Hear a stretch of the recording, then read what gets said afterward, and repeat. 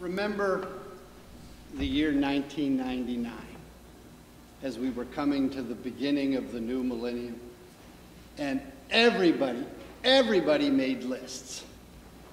Who was the most influential this? Who was the most influential that? What most changed society? What most changed people? There were lists that just everybody that had a specialty, they made a list for. Two in particular that caught my attention. Scholars were asked, and they were mostly philosophers, were asked, what are the stories that have impacted humankind? From east, from west, from north, from south, from all the different religions, all the different belief groups, all the different philosophers. What are the concepts, the ideas that most shape the world that we live in today? Number 3 on the list was the story of creation. The Adam and Eve story of creation. This story of creation, in the beginning, didn't even make the top 100.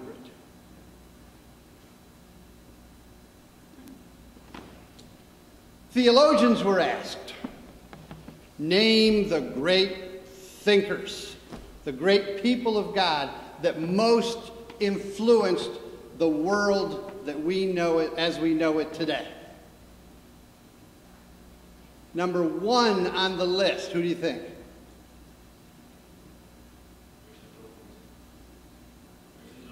Nope. Nope. Theological thinkers. Nope. Nope.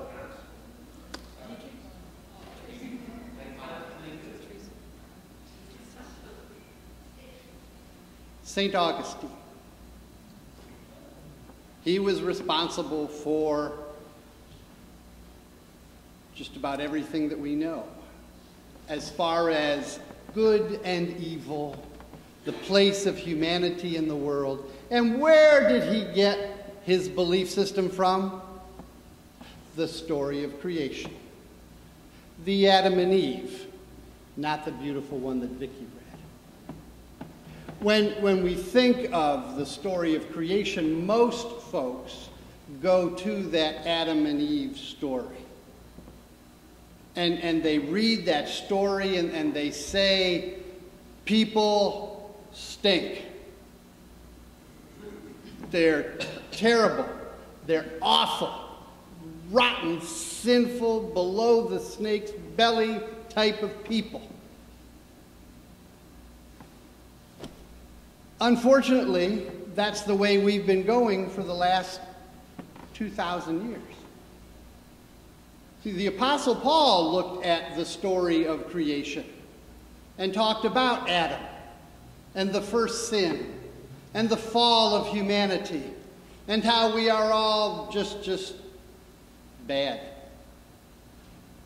One of the great early preachers, Sinners in the Hands of an Angry God, a sermon that helped to bring about the United States and really help solidify who we are and how we understand ourselves, all go back to that Adam and Eve story of just bad people. I hate that story for a number of reasons, but I really hate that story. When my version of the Bible comes out, that story will be a footnote. And it will say something to the effect, this story has been responsible for more of the evils in the world than just about any other story that humankind has ever told. We spend precious little time looking at, hearing, reflecting, and living this story of creation. In this story of creation, humanity is created in the image of God. Created in the image, the form, the likeness of God. And God looks down and says, It's good. Doesn't say it's perfect, says it's good. All of creation is. Our problem, I think, and when I say our, I mean humanity as a whole, and especially us in Western society and culture that have been most impacted by the writings of the Apostle Paul and Augustine, is that we have been told for decades, centuries, millennia, that we're bad, we're sinful, you have no choice whatsoever. David Reynolds, you are scum. See, I pick on somebody that I know everybody's going to say, yeah.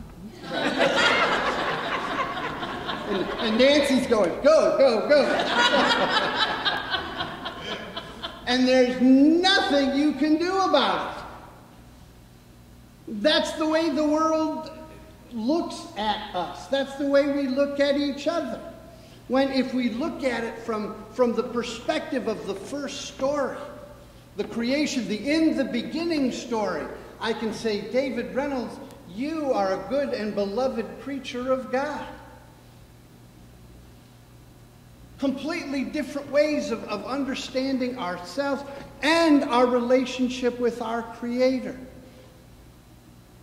Adam and Eve's story, we're almost at loggerheads from the very beginning. Soon as now I take that back. God created man, Adam, things were good. God created all the animals, things were okay. It really wasn't until God brought Eve into the picture that evil became a part of the world. Eve, evil. I don't know if there's any correlations. But I digress. Let's go back to the first. And I'm not going to eat anything Pat hands me either. But when we look at the first story, there's a sense of, well, there's just a sense of wonder and awe. God looked down and created us so that we could take care of this beautiful, magnificent creation God brought about. One of the real problems that we have in reading just about any English version of the Bible is we hear these words, have dominion over and subdue.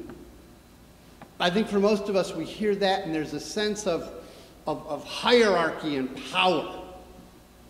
That's not the way it was originally written.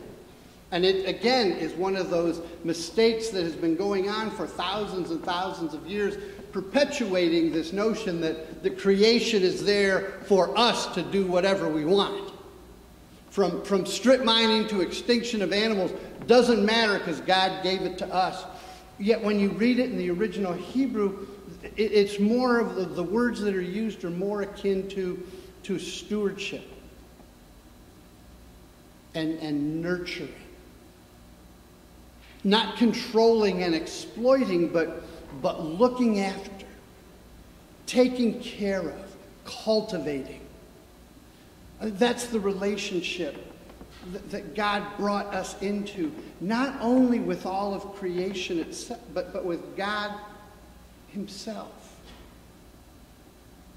Kathy and I taught parenting classes for a number of years, and one of the first things that you would teach the parents is that when the child does something wrong, you don't tell the child, you're bad.